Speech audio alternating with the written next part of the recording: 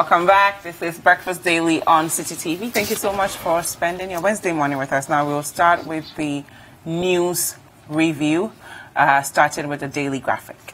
So the Daily Graphic says, failed 31,196 BECE candidates. Government pays for resits. That story is on page 3 of the Daily Graphic. Changes in police service. That story is on page 16. President courts investors to Ghana. That story is also on page 16. Parliament approves 4 justices for Supreme Court. Stories on page 32 and 33. Special supplementary pharmaceutical sector inside as well. So those are the stories on the front page of the Daily Graphic. Now let's take a look at the Ghanaian Times, which says here that government secures 2.5 billion Ghana cedis for 1G1F, Alan Tremanting. And also COP James Opong, when he's the deputy IGP as it stands right now. COP James Opong, he has been appointed the deputy IGP as police make changes in command positions. GTUC lecturers embark on indefinite strike action. Full stories on page 16 this morning. Also, salary arrears of teachers, 10,000 to be paid next 2 weeks. And finally, Speaker condemns police for attempted dawn arrest of Alhaji Collins Dauda. So that and more you shall find in the Ghanaian Times this morning. Okay, now let's take a look at the Independent. The front page says, monkeys play by sizes. Okwe slams police raid at MP's home. That story is on page 2. Baumia's attacks on NDC diversionary tactics. That's coming from Fifi Kwete, and that story is also on page 2 of the Independent. Now the Chronicle says Okwe is annoyed over mode of Dauda's arrest, and also my success being recognized by business community president. The full story is on page 7, as well as MP's new of Star Times deal, says Esla, and dismisses ugly noises. And pages 2 and 3 of the Chronicle has that. Okay, so that's what we have on the front page of the Chronicle. Okay, now let's take a look at the New Crusading Guide. Despite hard times, you're better off under NPP than NDC. That's coming from our Vice President, and you can read more about that on pages 3 and 10 of the New Crusading Guide. So German Youth Group exposed smear attacks on DCE, says his attackers were being overtaken by envy. Global business community now eager to engage with Ghana. That's coming from the president. And Alban Bagbin eclipses Joshua Alabi in Prestia. Okay, now let's take a look at the ABC News. The ABC News says VIP touts NPP achievements at National Policy Summit, and also economic achievements comparison healthy. And finally, on page 3 of the ABC News, it says President receives 2018 Outstanding Leaders Award. That's what we have contained in the ABC News, amongst others, this morning. Now let's take a look at the Daily Statesman. The Daily Statesman says, U.S. honors Akufo-Addo with top 2018 awards. That story is on page 3. Business community shows interest in Ghana's economy. That story is on page 2. And free SHS parents save 1,075 cedis and 41 pesos per ward. And that's coming from our Vice President, of course. Interesting. Okay, now we'll take a look at the Gold Street Business. The Gold Street Business is saying here that 112 companies ignore GRA's call to honor tax obligations. Wow. Interesting. Tax laws are actually quite serious, but we don't seem to take same serious in our part of the world. Government saves $6.8 billion in reviewing PPAs. And finally, Star Times deal. We have no preference for foreign companies. Esla Owusu Ekufo has this to say, but I'm sure Sam George would disagree on this particular position. I don't know about that, but we'll see. Okay, the Herald says Men's Gold Boss tackles Joy FM's Israel Lai. That story has been trending on social media for a couple of days now. Rollins going abroad for medical treatment after emergency situation last week. Stories on pages 3, 4, and 5. Coastal Development Boss resigns over minister's attitude. And finally, NPP's Zongo ministry is for funerals and prayers. That's coming from Yahaya. Now, let's take a look at the Business and Financial Times. That'll be the final paper we shall look at before we go for some online stories. Observer directors proposed for banks. Use energy levies to ease financial crisis. This is coming from the former Finance Minister, Setekbe, and also Finance Ministry structuring $50 billion century bond to stabilize CD and to grow the economy. So that's what we have on the front page of the Business and Financial Times. Okay, now let's take a look at some online stories. Let's start with, I'm looking at citynewsroom.com. You can't divert attention with Collins Dauda's arrest. That's coming from Isi Dunketia. So I think he's saying that the majority is trying to divert attention. We didn't breach parliamentary process in Dauda's case. That's coming from the police. Times are hard, but Ghanaians lack courage to speak. That's coming from Nuno Mensah, and he was on face-to-face last night with Akoto Boafo. And expired food items to flood victims was our mistake. That's coming from Nadmo. Baumia must apologize for expired donation to flood victims. That's coming from the Upper West NDC man that we heard from earlier on. So those are the stories from citynewsroom.com. Okay, now we will take, we shall introduce our guest right now, but it's important that we let you know that you can also join the conversation with the hashtag Breakfast Daily on all social media platforms, Facebook, Twitter, and all the other social media platforms out there. And the WhatsApp line, of course, is 0550-585-832. Now, we are joined by Sam George. He is the Member of Parliament for NIngo Prampram. Good morning. Welcome to Breakfast Daily once again. Very good morning to you. How are you? Surviving under the harsh economic management of the super incompetent government. But you agree that it's not a crisis, it's just hardship? You see, that's semantics. You may choose to say, I'm saying hardship and not crisis because I don't want to bring fear and panic into the system.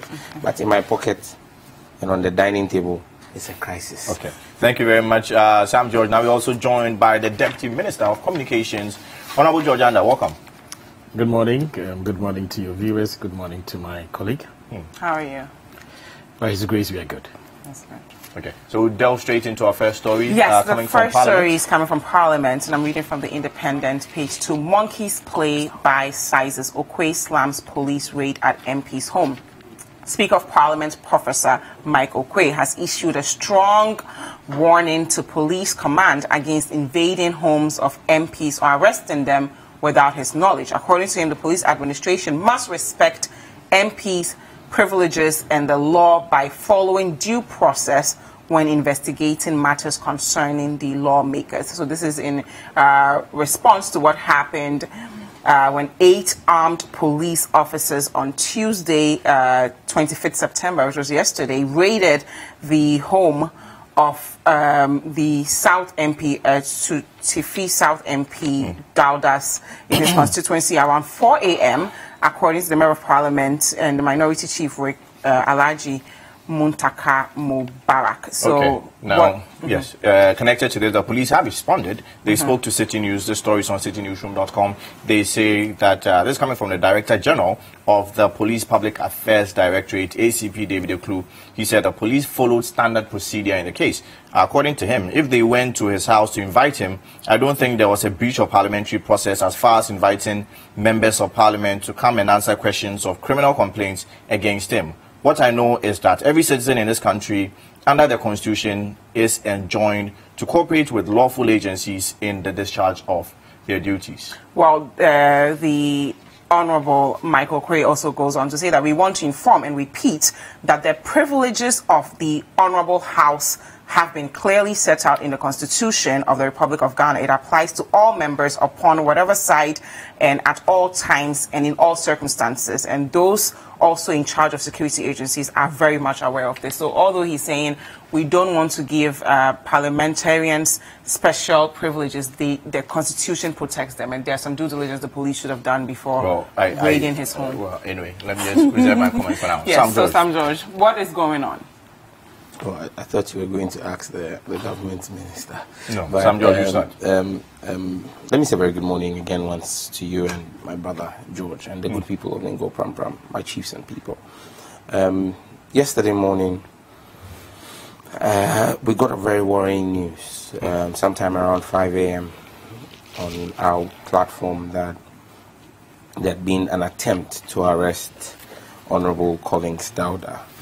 I mean, immediately it raised some level of worry amongst the minority caucus on the platform, who immediately asked our chief whip, who had put the information out, what steps were being taken and how Honorable Collins Dauda there could have been an attempt to arrest him in his hometown, Mahami, in the Brong-Ahafo region. And he said that details were still sketchy, and by the time we got to Parliament in the morning, so we had an emergency caucus meeting, and at that time, Honorable Collins had still not arrived at Accra, but it became clear to our knowledge that they had gone to his house at 4 a.m. About 8 heavily armed policemen had arrived his residence in his hometown. He had left the house set off for Accra, and so they missed him. It also came to our knowledge that there was another detachment of policemen at his residence here in Accra.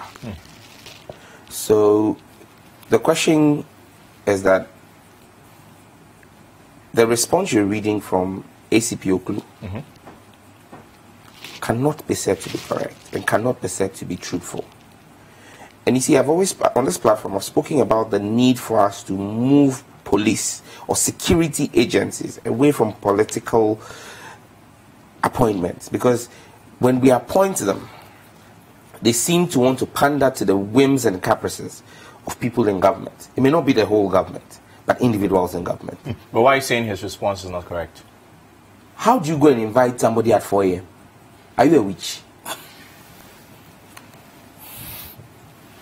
4 a.m. 8 heavily armed policemen storm an MP's house. And if you are going to invite him, you go to Mahami, you miss him, then you send another team to his house here in Accra. Like the speaker said, and we had to send, the leadership of the minority went into a meeting with the leadership of the House, the majority side, and the speaker, and drew the speaker's attention that he's a former member of parliament himself. And that power does change hands. And if, as Parliament, we do not protect the Constitution and ensure that the things that are, the dictates that are provided in the Constitution apply to us, even though we may be in opposition, tomorrow we will sit in government, we will sit in the majority. How does the Constitution protect you in respect of this? Well, the Constitution is clear that you cannot arrest a member of Parliament on his way to Parliament. Exactly, but at 4 a.m. he could not be on his way to Parliament. That is why they missed him. They missed him because he had set off from Mahami to Parliament.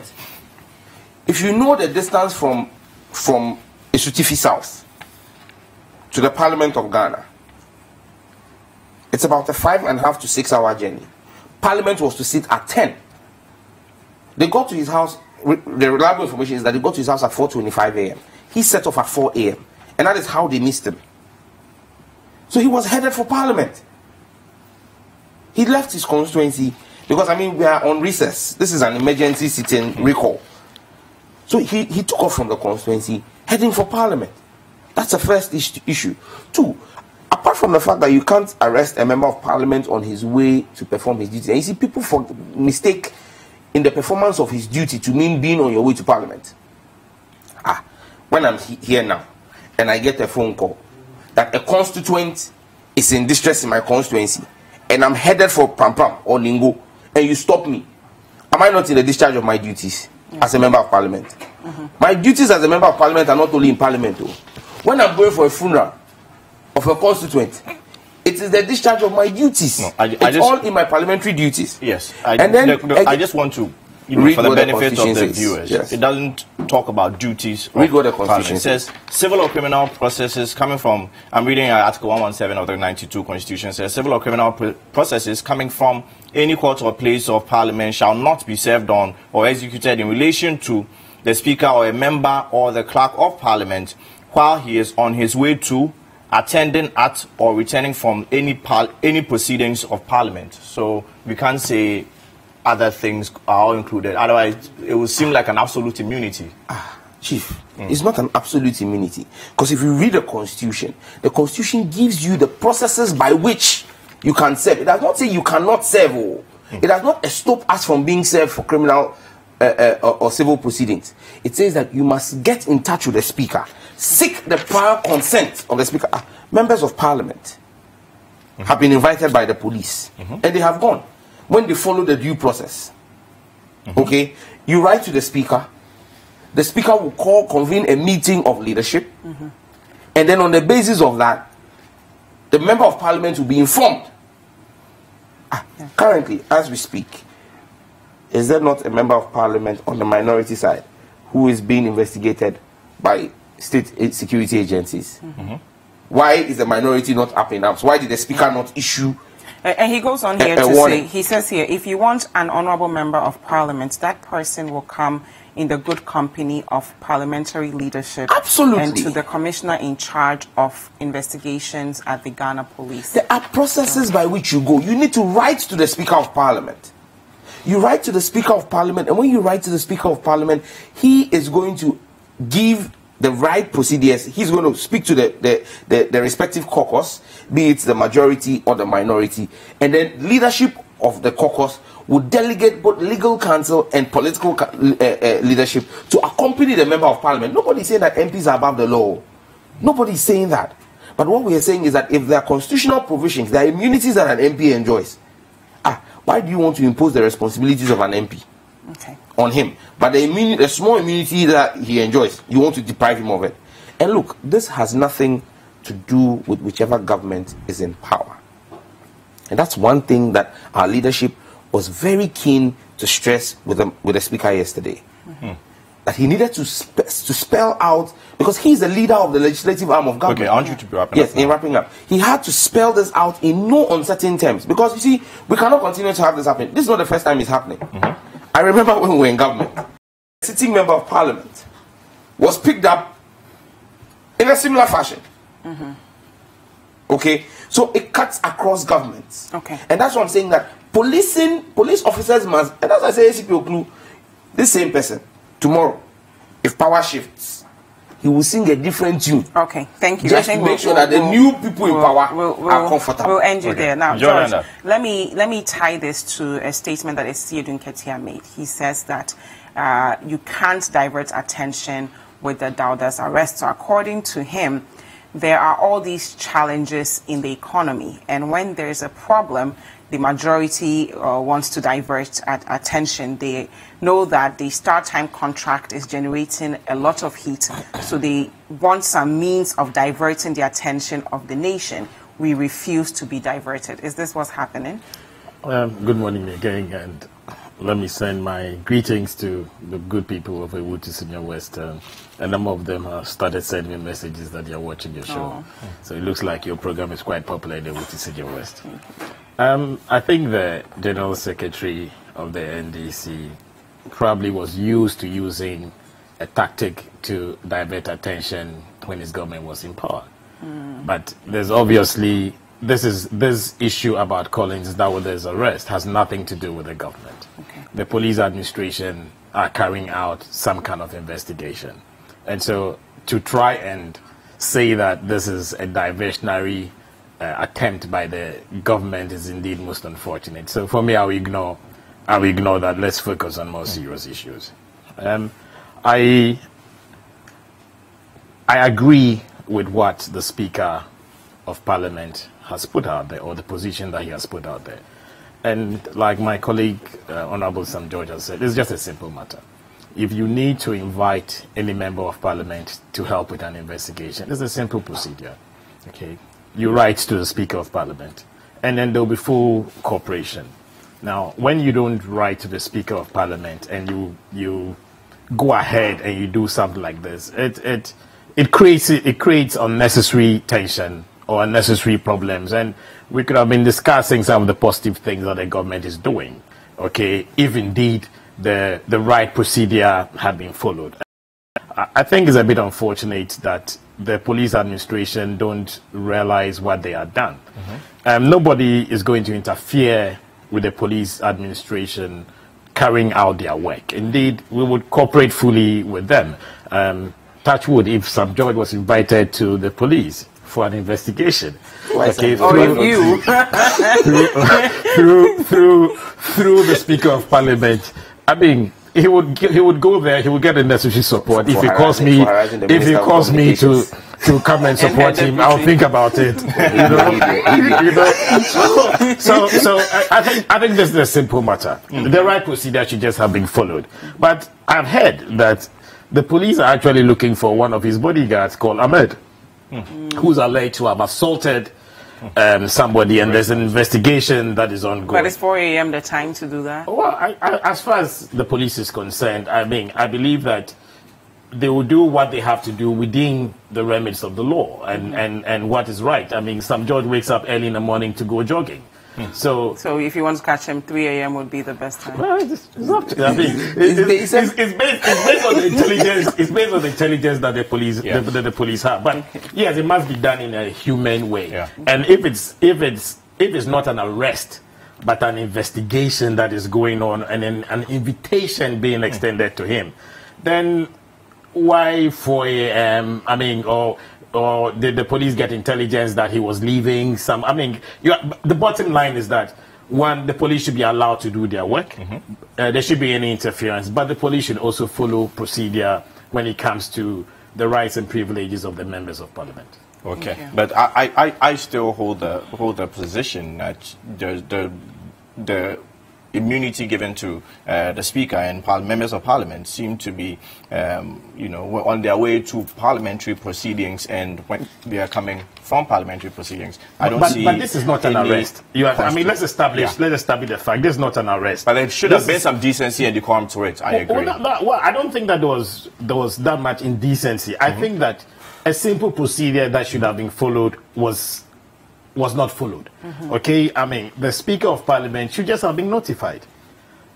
Okay. The Speaker of Parliament should just have been notified. Okay. I mean, whether he was in his way to Parliament or not, still the Speaker of Parliament should have been notified that this was what was happening. Okay, and then we needed to invite. He gave the example of a member of the current minority that was invited by the police. He went through the right procedure, and nobody is up in arms saying that the police or the investigative body have done the wrong thing. What's the question? The question I was going to ask is, if the information were, and what he said, I also heard in Parliament yesterday, that it is actually not Honorable Collins Dauda they want, but someone who is associated or related with him. Why then would you go and storm Honorable Collins Dauda's house? Does that person not live in a house? Does he not have a house? Why Honorable Collins Dauda's house in Miami? Why his house in Accra? Why 4 a.m.? Okay, and then why have you gone ahead to issue an invitation to him, if that is what you claim it is? Do you agree it's not a diversion from the issue? Oh, that one there is not true. Look, this game. Okay, thank you very much. I think he's siding with the General Secretary. I think it's most unfortunate that Sam George takes this position, but it clearly confirms that probably in their time that's what they were doing. Okay. We don't do anything like that. Thank you very much. Every time this government has its back to the wall. You are the let's look at yourself. Just look at yourself. I mean, let's focus on the more serious issues. I don't think that we should be doing propaganda. You guys should also let us we'll just hear introduce your the next thoughts topic. with the hashtag Breakfast Daily, of course, and the WhatsApp line 0550-585-832. Now, the Vice President is talking again, and he's saying that Ghanaians are better off under MPP than we were under NDC. And he goes on to say that the NDC government, after 8 years in office, is one that Ghanaians could and should no longer tolerate. So let me just hear your thoughts on that. He also goes on to say that the MPP under Nana Addo Dankwa Akufo-Addo promised, among other things, to change the education system, to introduce free SHS, to change the management of the economy, from the focus on taxation to the focus of production, to change from most districts with no factories to a philosophy of one district, one factory. He goes on to name all the things that the government has done. Let me hear from you first, George. Are we better off? Because on the one hand, we're saying times are hard. We are not in a crisis. And then we're also saying we're better off than our predecessors. We'll hear your thoughts on it and, of course, from our viewers. But we will take a quick break. Then we continue the conversation.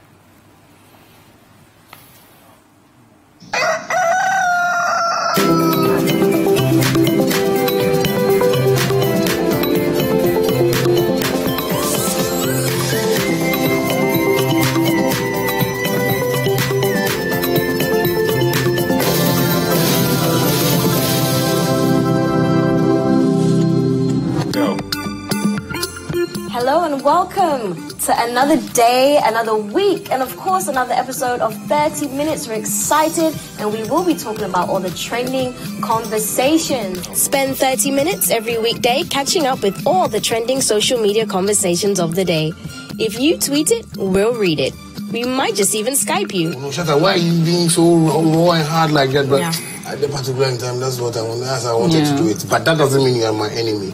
We can still meet again and Shatta, this time we are about to do, don't come and do that nonsense. Okay, please, I won't do it. And we'll give respect to each other. But sometimes I feel, you know, when we are all humans. When somebody says something about me, Shatta, hey, no, I might want to say something. Yeah. So, but when I say it, people shouldn't take it like taking things, you know, personal and stuff. I've understood showbiz now, and I really want to work on it. Like 30 minutes is all it takes, so use the hashtag 30minutes on social media to catch our attention.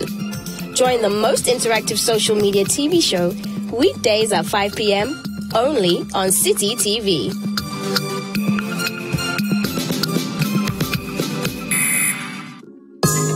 Every Thursday night on City TV, you're welcome to join women from different backgrounds and opinions as they weigh in on your relationship issues.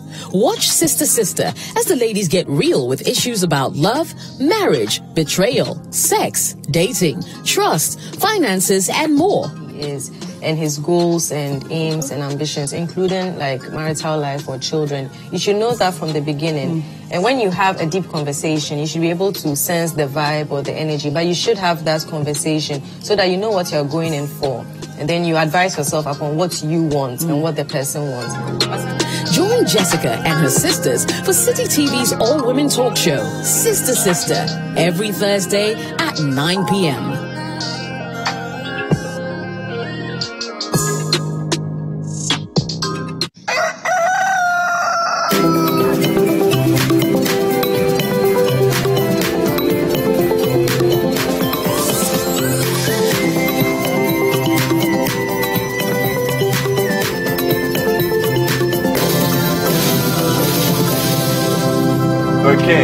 Welcome back to Breakfast Daily, and it's still the news review for today. Still joined by two honourable members of Parliament, and one also happens to be the Deputy Minister for Communications, yes, George Andah, of course, and of course the Member of Parliament for NIngo Prampram, Honourable Sam George.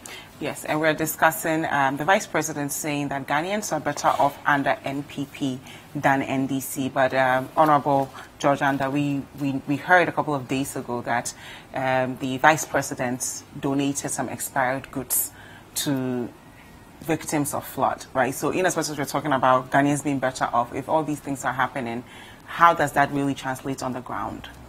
Well, I think that there are two separate issues that we should deal with them separately.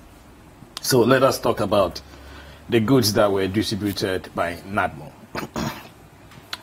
We have an institution that is responsible for addressing disasters of this nature.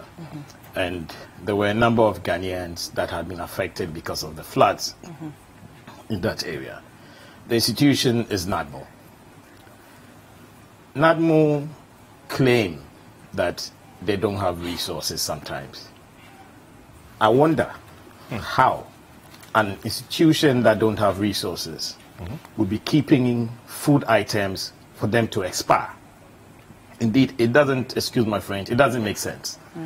Okay? If there are people that need relief items and you are keeping relief items in your warehouses for them to expire, it's difficult to understand, it's difficult to explain. I guess it clearly shows that the leadership of NADMO in that region or in that district have a lot of answers to give. And indeed, I would personally think that they must be asked to leave if they are not competent enough to do their work. Because the excuse that they are giving is that they had parked the expired products at one side, and somehow the people that were packing the items mix it up. It is untenable, it is unacceptable. But I'm happy that they have recalled those items and are replacing those items. But indeed, that activity or that whatever happened is not an excuse. You cannot justify it. And I am not going to be happy at all with NADMO if I was the vice president. Indeed, for those people that receive the items that have expired, they shouldn't touch those items. The items are being recalled and they're going to be replaced. So bottom line is, I mean, NADMO has accepted responsibility, but I believe that the excuse is untenable. I believe that those that were responsible should do the humble thing or the right thing and resign their positions. Okay, I would have expected that by now they would have resigned or they should be sacked. I mean, we cannot live with this kind of complacency and be embarrassing government on an issue like this. It's not acceptable. Thank you. Fantastic. So let's talk about the broader Ghana and the vice president saying we're better off. I mean, there are a number of facts that establish the position of the vice president.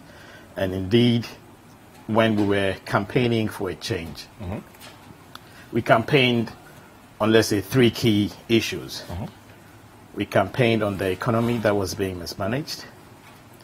We campaigned on the level of incompetence that was being displayed by the then government.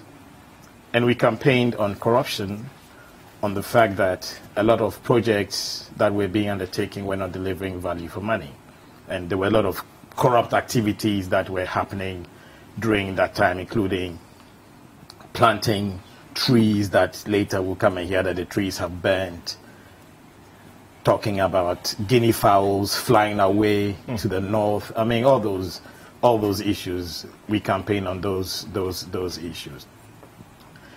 When we took over power, the focus of the administration was to fix the economy. And if you look at the economic indicators back then versus where we are now, it's clear that as far as fixing the economy, we have done significantly well. Indeed, if you look at the recent ratings of S&P, where we have been giving a B- to a B, it clearly shows that there are things that are moving in the right direction. If you look at the debt to GDP ratio, where we have moved from a position of a 73 to a 68, okay, it clearly shows that we are moving in the right direction. If you look at the number of initiatives that we have launched and initiatives that are being rolled out, without Ghanaians voting for change and without the president putting in place a government that is focused on creating prosperity and equal opportunities for all, we wouldn't have had the situation of free SHS. And you yourself read the benefits of free SHS directly to the pockets of parents that have their children going through the free SHS. Okay. Now, this is for one child. You have a lot of families that have 2 children going through this system or going through this program. So multiply the figure that you gave for a back of envelope calculation. Okay, let's say it's 2,000. Okay, multiply it by the number of years that the person is going to go through the free SHS redeem. Okay. So that's 2,000 times 3. That's just a back of envelope calculation. Okay. Times 2 pupils. Okay, that is about 10 to 12,000 Ghana cedis that is directly being put into the hands of parents. If the parents decide to put this into their small businesses, into their farms, you can tell the impact of this. Thank you. So Without, we have to no, please. Okay. This is a serious topic. Please give me time to talk. But you have to wrap up because we have more topics to discuss. This is you wasted time talking about Collins Dauda and stuff like that. that. That was time wasted. That's the restoration of the nurses and teachers training allowance. Without the change, without the NPP being in power, this wouldn't have happened. The Zongo Development Fund, the planting for food and jobs, the national ID card, the national digital addressing system, the paperless port, the development authorities, the one district, one factory initiatives that are being rolled out, the one village, one dam initiatives that are being rolled out. I've mentioned all those already. NAPCO. Yeah. Okay. We would have had all these things, including the rehabilitation of Valco, the $2 billion infrastructure financing arrangement with Sino-Hydro, and interoperability. Okay, so since you're mentioning those, just touch on the currency and the fuel prices as well for us, because that's something that people are talking about out there. We should understand the issue about the currency. Okay. We are a heavily import-dependent country or nation. But it also says here that the NPP was going to transform our economy from taxation to production. So what's the status on that? If I'm allowed to talk, yes, I can address your issues. If you look at what we are doing, moving from an import-led to a production-led, or from a taxation-led to a production-led economy, we clearly have put in place a number of measures. We've reduced the number of taxes significantly. Production doesn't happen overnight. And indeed, the Vice President in Tamale passed a remark, okay, that a factory is not something that you can go to a shop and go and buy. Okay, you need to build the factory. Okay, if you are looking at a factory that is going to produce potatoes, whilst you're building the factory, you need to make sure that you have your outgrower scheme in place so that there can be a total addressing of the entire value chain. Okay. You understand? Yeah. So there are a number of these factories that are in different stages. And indeed, you are moving from a place where each of these constituencies or each of these districts are now going to have a focus on adding value to some raw material that is being produced in that district, creating employment, building the right infrastructure, and indeed focusing on finished products that would serve a need and would improve the economic situation of that constituency or that district. Thank you. So it's not something that is going to happen overnight. Okay, we have a number of years to put in place these factories. Okay, and I believe that with what is happening, and indeed the trade minister gave a presentation during the National Policy Summit. Okay, a significant number of these factories are going to come up. Okay, so we do need to hear from some because we're running out of time. No, let me talk about the city. Okay. We'll come back. Just 2 minutes. You add that to your response to him. Just 2 minutes. Just 2 minutes.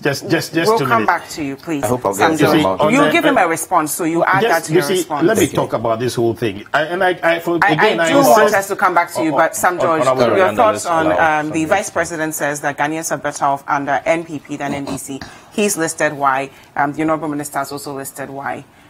What are your thoughts? When you tell lies in opposition, the truth will catch up with you in government. The Deputy Minister just said, in ending his last submission, he said they've been given a number of years, and so it takes time. But let me remind him what the flag bearer at the time and President of Ghana said today. He said, give me 18 months, and I will transform Ghana. 18 months. That's 1 year, 6 months. This is September. We're ending September. He's been president for 21 months. He's failed.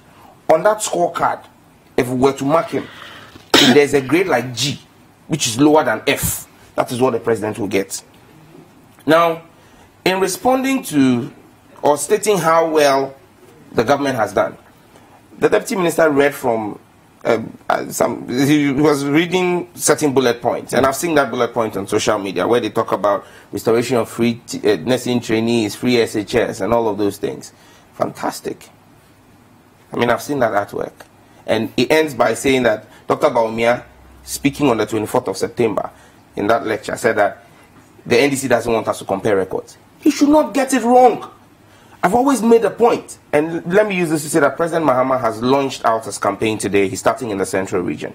It is the march back to the Flagstaff House. And so we are going to compare records. In fact, we want to compare records. Because for the first time in the fourth Republican dispensation, we're going to have an election in 2020 where the two leading candidates, President Akufo-Addo would have had 4 years as president. President Mahama too would have had 4 years as president. We will compare the records and see. Let me go to what he said. What is the value? Honorable George Andah speaks about standards and poors, upgrading us. Of what benefit is an upgrade to the Ghanaian, ordinary Ghanaian? When Standard and Poor's upgrades you and 24 hours later, your government increases fuel prices.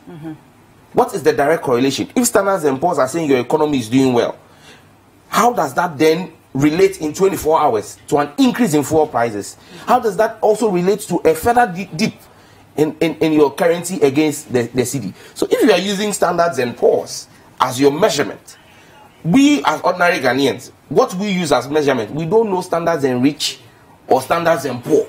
All we know is how much we are buying fuel, and all we know is how much we are changing a dollar to the cedi. And when they make the argument that it is the US dollar that is getting stronger against other currencies, the cedi is not just depreciating against the dollar, it's depreciating even against SEFA. It is depreciating against Naira. Where Baba goes slow is the president. Nigeria that is in crisis, our cedi is depreciating against the Naira. And you tell us that Standards and Poor's says we are looking good. And you see the confusion. Honorable George Andah is sitting here and saying that, oh, the economy is doing well. The president is in America, telling Ghanaians in America that we are facing hard times. So who do we believe? The president who says we are facing hard times, or his vice and minister who are saying that, oh, things are looking good? No, they're making a comparison between the previous administration of the NDC and the current administration. To say that even though we are in hard times, it's not crisis situation. You see, yet, when they jump into that enterprise and you begin to show them how poorly they are doing against the NDC, then they quickly come back and say, oh, but we have done only 21 months and you did 4 years. Why are you comparing 4 years? But they're the ones trying to do a comparison now. Look, let me take the list that Dr. Bawumia put out. He says if there was no NDC, if NDC was still in power, there would be no free SHS. Dr. Bawumia is unaware, like the president said he was, on several corruption issues. He's unaware about the things that were going on.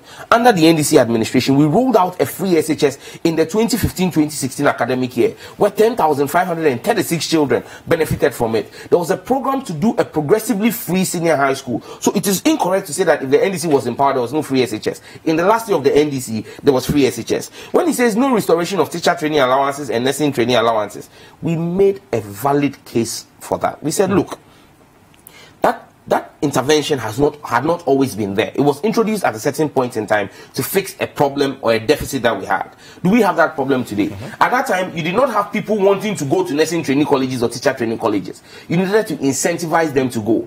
Today, you have more people applying than you even have slots. So why are you still giving that incentive? Why don't, and because of that payment, we've introduced the quota system. Let's take out the quota system. Let everybody who wants to go in, because the people who want to go in are willing to pay anyway if they can gain admission. Why restrict the numbers? They have come, they've introduced the nursing training allowances, and take for it, you know what is happening? The nursing training allowances, you know where they are getting the money from? The National Health Insurance. They are taking out, this year, they are taking out 400 million Ghana cedis from the National Health Insurance that is struggling to pay premiums, to pay nursing trainings, and even that one, go and check how many months in arrears it is. Today, one of their chief propagandists, Dr. Stephen Adai, is saying that they should scrap it because it makes no sense. Today, the same message. Oh, please. Yeah. Oh, all the plenty time you gave him. Okay. Me, the council I'm eating, let me enjoy it. You had a lot of time. The nursing trainees themselves are today complaining because now quota system is back. You say no Zongo Development Fund. What has Zongo Development Fund done for Ghanaians? What has it done for any Zongo in this country? The number of astroturfs that are being done. That is an insult to our brothers in the Zongos. The number of you want to tell me that what the Zongo is interested in is astroturf?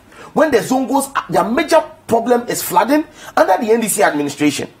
The biggest Zongo in Ghana, Nima, saw the reconstruction of the Nima drain. That is what fixes the problems of the Zongo. It is not what is the value of an astro theft to a Zongo family when it rains and their houses get flooded. So when it gets flooded, they should go and stand on the astro theft. They should go and, you see what I told you? You see, I told you that sickness, when they say we should do comparison, and you start showing them how weak their record is, and they say, oh, wait for the 4 years. But it's a but fact. They're halfway through it's a fact. So why are they in a hurry to, you see, it's premature something. You are in a hurry to do comparison. When we start showing you how weak your fundamentals are, then you say, oh, but it's not yet 4 years. Okay, don't worry. Then you say, no planting for food and jobs. Planting for food and jobs.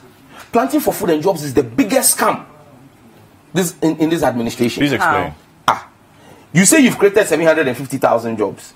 To create 750,000 jobs means you took 750,000 people who did not have a job and gave them a job. What did you do? You went into districts and asked the district agri extension officers to go and register farmers who already have farms onto the program. And after you registered them, what did you give to them? 4 army worms. And when you gave them 4 army worms, you went into the taxpayers' kitty and took 16 million Ghana cedis. That you were going to use it to fight 4 army worms. When we asked the Minister for Agri to come and account how he spent 16 million Ghana cedis fighting 4 army worms, you know what they told us? 8 million was used for publicity. I'm sure they use it to hire vans and go into the farms and blow 4 army worms, go away, 4 army worms, go away. Okay, let's stay to the issues. What kind of publicity do you do against 4 army worms for 8 million Ghana cedis? 8 million Ghana cedis is 8 trillion old cedis. That is what this government used. 8 million Ghana cedis for publicity. Omni Media is one of the biggest media houses. How much came to Omni Media in the fight against 4 army worms? Respectfully, they calculated that with distribution of fertilizers, right? So it's not just... That was 8 million. I said 16 million. Fertilizer was 8 million. And pesticides. They say publicity was 8 million. So we need you to wrap up. The publicity was holding megaphones and going into the south to scare them. We are not better off, in your view. They say no national ID card. You have a national ID card. No, wait. It's not time yet. Do you have yours,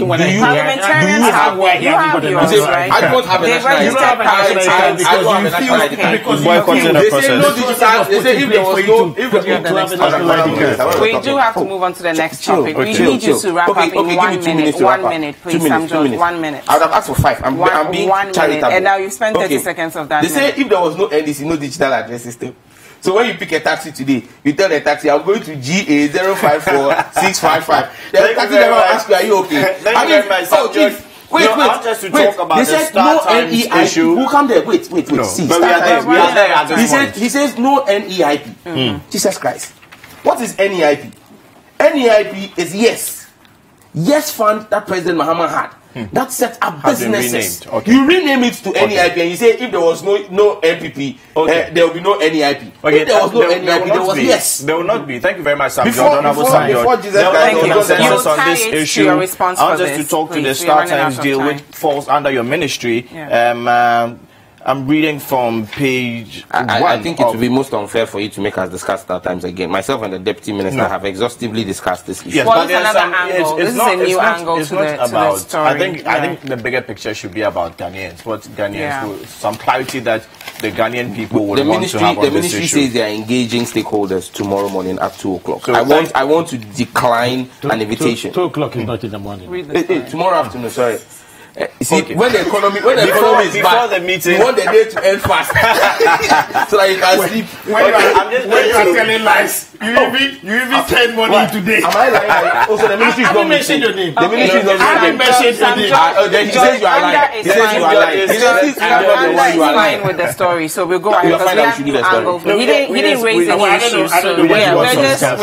We just want some clarity on certain issues. So I'm reading from the front page because the economy is. So when you introduce the news story, then you can maybe mention what you want to say really briefly. So Star Times deal, we have no preference for foreign companies. Minister, I'm reading from Gold Street Business. Minister of Communications, Ursula Owusu-Ekufo, has explained that the ministry has no personal interest in its dealings with the Chinese multinational media company Star Times Group for the provision of DTT to some 300 communities across the country. So this position is what the ministry has taken, and it's what initially, I don't know if Sam George has changed its mind on this particular issue, but initially you were of the position that there seems to be preference for foreign companies over local companies like KNet amongst others. Yes, and there's also a story here in the Chronicle that says MPs knew of Star Times deal.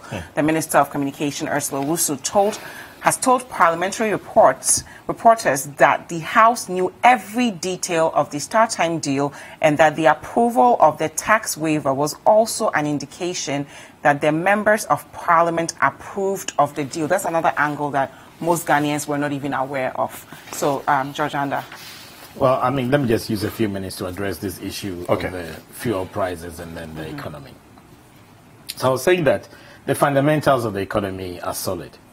And it's clear from the economic indicators. And things are turning in the right direction. Production is happening. There's this issue about the cleanup of the banking sector that is affecting the economy. And there's the most importantly, there's the issue of the dollar strengthening against major currencies. And indeed, if we do a comparative analysis versus the Argentine currency, come down to the South African rand, okay, you realize that versus the dollar, most of these currencies have depreciated two-digit figures, okay, versus other currencies, versus the euro, versus Naira, versus the CD versus the euro, CD versus the rand. Sorry, versus the pound. Okay, there's just a marginal depreciation. Okay, there's just a marginal and these are figures that you can go and verify. Now, if we look at the fuel price increase, we have, since we came into power, reduced the taxes on fuel, okay, from about 40% to about 20%. However, the cost of crude, okay, has gone up from $40 to now is almost hitting $80. Okay, so I mean we should face the reality of the situation. We are a net importer of crude. You understand? So even though we are producing oil, let's say we have oil and we can refine it or whatever it is, okay, we are producing less and importing more. So at the end of the day, we have a negative impact when the price of crude goes up. And this analysis is flawed. And I can explain it to you. Don't let him. This is a fact of the matter. Okay, this is the fact of the matter, and you can verify. I mean, what we're talking about is the truth. We are here to fix the situation. We are not saying that because these issues are there, and so we should throw our hands in the air. Okay, we are here to fix the situation, and that is why looking at having more production institutions where there's less dependency on the dollar. Okay, these initiatives, can I? Yes, but I want to tie this to just a question that I'm asking you. In as much as we're saying we want to promote production, local businesses are complaining day in, day out that foreigners are taking over. Companies are complaining they can't compete with cheap foreign imports. So how exactly are we promoting local production? Well, if you look at, for example, in the pharmaceutical industry, okay, if you look at let's say textiles industry, for example, the agric industry, okay, there have been significant reduction in taxes, okay, within those sectors, okay, and now this should turn around to drive production. You have a situation where some local industries will be complaining because of cheaper imports that's coming to the country. But of course, we also need to, is a matter of demand and supply. Okay, if you want something that is not there, and there's a foreigner or there's a Ghanaian work, even a Ghanaian worker with a foreigner to import these things in, the consumer would pick it up. So when you say you're promoting, let's move on to the topic we're discussing. Please, yeah. So those issues are being dealt with, but we need to understand that there's a fundamental issue of demand and supply. Okay, and I guess that once there's enough capacity for locally produced materials, then you can consider slapping on some punitive taxes, okay, on imports that are going to come in to compete with those locally produced materials. Okay. Now on the issue of, I won't call it start times, I'll call it the digital migration process. It's a fact of the matter that there's a grant from the Chinese government, and there are 25 African countries that are participating in this, is covering 10,000 communities, of which government of Ghana, or Ghana is benefiting 300 communities. These 300 communities are going to have a public viewing center or 3 public viewing centers, because the equipment that is going to be made available for the public viewing center can cover 3 locations. It's a digital TV and then 2 solar projectors. So if you decide that, let's say you go to a school and you decide that you put the TV in the library, okay, and you can put 1 projector in the assembly hall, 1 projector in the church or whatever it is. The mosque. Okay, or you can decide that, okay, this is a big hall, let us put the TV at 1 corner and then put the 2 solar projectors at the other corner. So it can create either 1 public viewing experience or 3 public viewing experiences. Now, these public viewing experiences are going to benefit from the Star Times 20-channel bouquet or package, okay, and this is perpetually free. It's lifetime. Within that community, 20 households are going to benefit from the Star Times decoder and or set-up box, and they have a 6 months free viewing experience of the 30-channel bouquet. The 30-channel bouquet and the 20-channel bouquet cover sports, cover entertainment, cover education, cover news, etc. And I know that my friend Sam Joy, when he was a kid, he liked a lot of kung fu movies. Yes. So the MPs were aware of this. Well, let me come in. Okay. There was it came through Parliament. It was referred to a joint committee of finance and communications.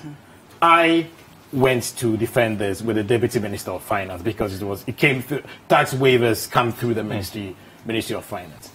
And it went through the Ministry of Finance. So it went through the committee. The committee came back to the floor, okay, and presented their report, and it was approved. So, like my minister had said, if a member was not in Parliament, okay, and therefore could not have contributed to the debate, it doesn't mean that the ministry has unilaterally granted a tax waiver, or the ministry hasn't given Parliament enough information or hasn't gone through the right process. And you can check the hands out of Parliament. Okay, so those, and the waivers are on the specific equipment and devices, okay, that are going to be used for this project, for the free viewing experience. Indeed, KNET, that has built the phase 1 of the national DTT infrastructure, they're benefiting from tax waivers and import and customs duties. All these things, the government is refunding the money to them in line with the terms of the contract. Okay, I'm not too sure that during the period where they were in power, any member of GIBA applied to them or sent a proposal to them that they wanted tax waivers on certain goods or certain equipment based on certain social or corporate social responsibility or community social responsibility initiatives that they were undertaking. He could tell us if indeed GIBA applied and then they didn't support it. Okay. Okay. I just want to find out at this point, is it that, I mean, why Star Times? Is it that KNET and the other local companies are unable to do this Star sort of Times thing? About what? Why Star Times? Why is this contract going to Star Times? The enhancement of the DTT. But there's no contract going to Star Times. So what is the agreement with Star Times? You're mixing two No, different I want to understand what the agreement with Star Times is. If you let me explain, you understand. Please. I hope I have enough time. Because you're mixing two different things. Initially, you didn't want to comment. Okay, the Star Times arrangement with the 300 community satellite TV project, okay, is a Chinese government grant that they have said that Star Times, which is operating in Ghana, should execute. That is running on a direct-to-home infrastructure that has been built by Star Times. It has nothing to do with the DTT infrastructure. No, I want us to focus. Please. There's no contract with Star Times as far as DTT is concerned. Okay. The contract that was with Star Times was a contract that the previous administration signed with Star Times. Okay, in 2012, I believe. Yeah. Okay, and the previous administration terminated that contract with Star Times for reasons that Star Times and the previous administration are contradicting each other.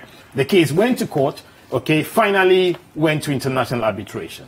Okay, on the advice of the AG. okay, we decided to have a settlement. Okay.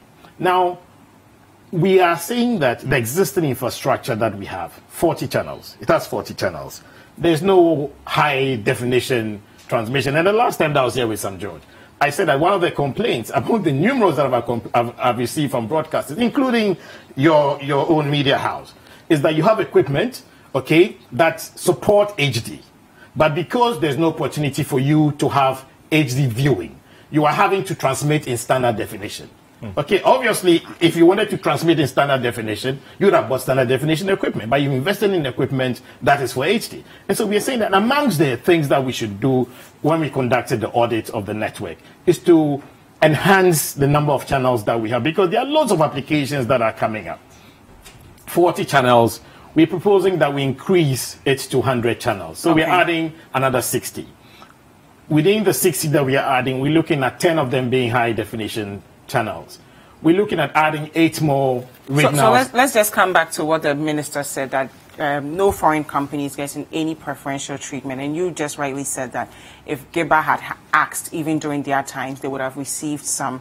Well, I didn't say that they would have received. I said that I'm not aware if they that GIBA gave any member of GIBA asked during their term. Okay. I'm also not aware that currently any member of GIBA has presented any such proposal. Okay. And that proposal has been tied to a grant. So we also know that historically, foreign companies in their nations can say that we want to expand. You are still mixing the DTT project, okay, and the 300 community satellite TV project. Okay, they're totally different things. Yes. Okay, that's fine. Let me just come to Sam George. Maybe he'll give us the tax waiver has nothing to do with DTT. Okay, it's on the 300 community satellite TV project, and that's what a lot of people are. So they are not getting preferential treatment on the 300 community project, and if any local business had embarked on this project, they also would have received the tax waivers if they requested for it. What I'm saying is that we haven't received any proposal from and if you had received that with proposal, you would have guaranteed it. Obviously, it will be reviewed, and based on the importance and how much that is tied to the government's digital migration program. I mean, and we're also aware that historically a lot of foreign ventures come to Africa with projects, and they say it's a grant. Maybe they go to a village, donate some computers, and after a while, people start buying those computers. We're also aware of that, right? So it's in line with it. Sam George, your thoughts on this new development? I would just start by making some few comments on his initial submission on the economy, where he tried to allude to the fact that other currencies, the CD's depreciation is marginal. Maybe he's not been visiting the Forex Bureau. He's not been checking the figures. The CD, like I said, is even depreciating against the Naira. Even the Naira. You understand me? The CD is depreciating against the euro, against the pound. It is depreciating against every currency. And so it cannot be that it's just about the strength of the US dollar. Again, when he speaks about how well this economy is doing, okay, we cannot see. We have moved away from. You allowed him almost 3 to 5 minutes on that issue. I'm making just the last point, then I'll come into the DTT issues. When he speaks about how well the economy is doing very well, you can only ask yourself, ordinary Ghanaians know what it feels like. Ordinary Ghanaians know what they are paying for petrol prices. Okay, so when you say that we are a net importer of petrol, and so it has no effect on us, you mix that. Said it has no effect on us. You said the increase in price will not necessarily have an effect because we are a net importer. It takes out. If you really care for the Ghanaian, okay, the price of petrol at the pump is made up of a special windfall tax that government is taking. Okay, now what we are saying is since the price is appreciating, that windfall tax was that tax was put in because at the time government had pegged projected prices at a certain price and it had fallen under, so government was making losses. So you put in that tax to make up the amount. Now what you are selling at is higher than what you projected. So take off the tax and what until it comes back. That shows that really you have a care for the Ghanaian people. But when you sit here and you tell me that the fundamentals are strong, the reason why fuel prices are going up is not because of the increase in price of fuel on the crude on the world market price. The reason why in the last 2 pricing windows, the price of fuel has gone up is simply because of the forex rates, because it is a calculation. So when the cedi depreciates against the dollar, it affects the price at the pumps. Or when the dollar appreciates as well. Whether the cedi depreciates or the dollar appreciates, the bottom line is that you are using more cedis to chase one single dollar.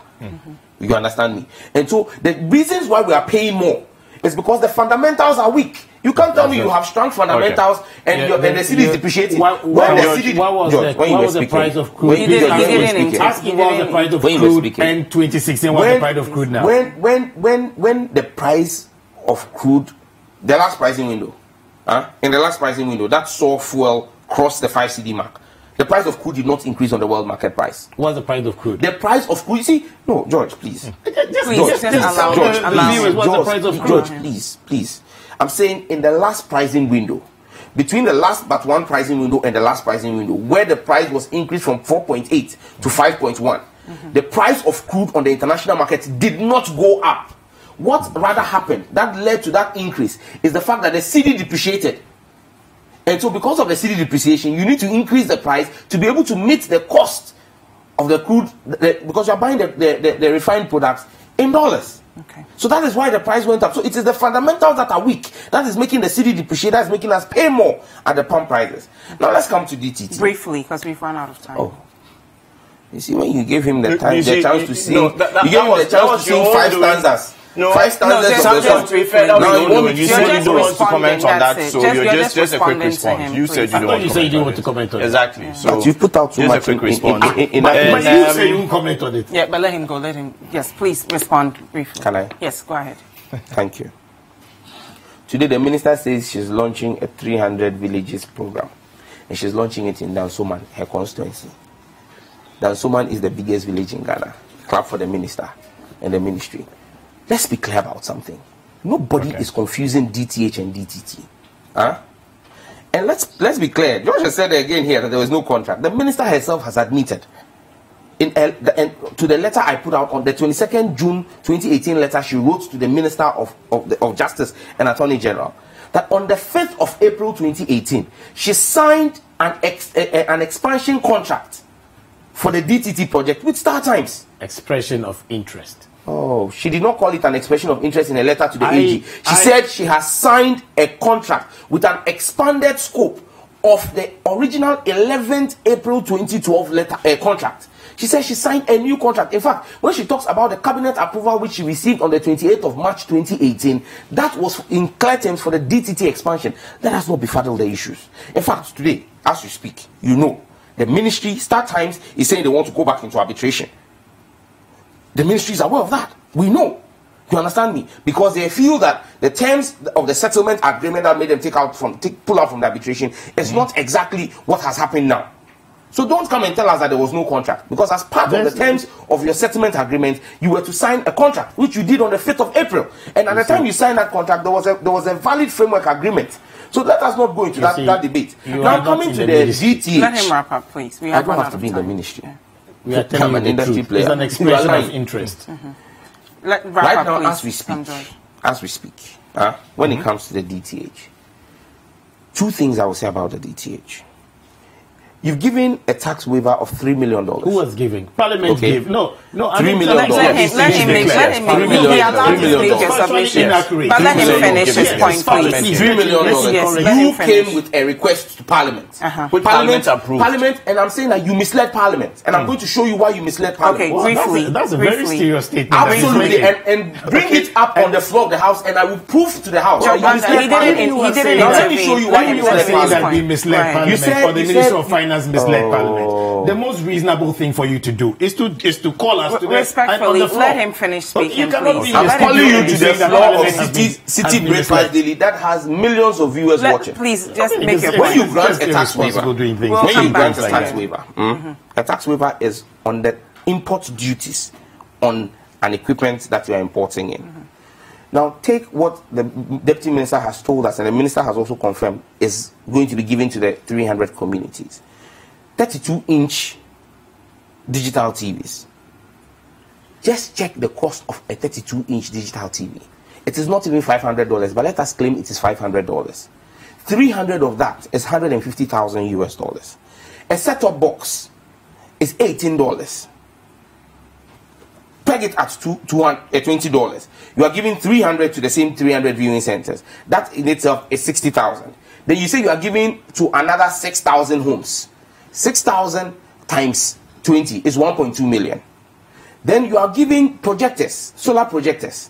Let's even assume those solar projectors cannot cost more than $500. But let's even assume that each one costs $1,000. So 2 is going to cost $2,000 times 300 villages. That is what? 6,000 or 60,000 US dollars. If you add 1.2 million to 60,000, you have 1.26 to 150. You have 1.31 thereabout. And you add, it is not up to 2 million. The entire cost of the equipment. So if the entire cost of the equipment is not up to $2 million, that StarTimes is bringing. How then do you give them a waiver for a tax that is supposed to be about 15 to 20% of the total cost of the item? You are giving 15% by this government's, this ministry's and this government's calculation. 15 to 20% of $2 million is $3.something million. Okay, thank you. We do have to wrap up. I was raising two issues. You get the last statement, but please, 30 seconds. The second issue here, you take our taxes and basically give it as a gift to a Chinese company to come and do what is, George is a senior marketer, marketing 101. What they are doing, what StarTimes is doing is market penetration. The 6,000 homes that they are giving these digi boxes, these set-top boxes to, after 6 months, they'll have they have to start paying. Thank you very much. Thank you very much. Let me say a few things. If you allow him respond to me, no, you don't have to, because the MPs were aware. In the first place. No, they were misled. No, they were not. They were misled, I'm telling you. And it did not come to the communications committee. This thing went to the finance committee. It did not come before the technical people. Because it was a finance agreement. The memo that came from the Ministry of Finance to Parliament, for which was referred to the Joint Committee. They didn't even list the communities. It's not true. Please. They did not list the 300 communities. See, some of these things, there's no waiting. Did you list the 300 communities? It clearly shows that Sam George doesn't read. Oh, but you are also... Because the document has the details of the communities that were participating. They did not remember the 300 communities. Can I finish? I'm telling you. It had the bill of quantities. It had the bill of quantities, okay, and it had the calculation of the taxes. And I'm saying what you are saying, and indeed, let us bear in mind that for the 300 public viewing areas, there is no fee to it. Okay. Yes, you have said it. We are talking about 6,000. 6,000. So thank you. That you are going to charge. 6,000. George, MP NIngo Prampram, and of course, Honorable George Andah, Deputy Minister of Communication. Thank you both so much for being with us. This is Breakfast Daily Did on you add the name to my name? No, she didn't. Up next, we're going to talk about volunteering, so you don't want to miss this. We'll be right back.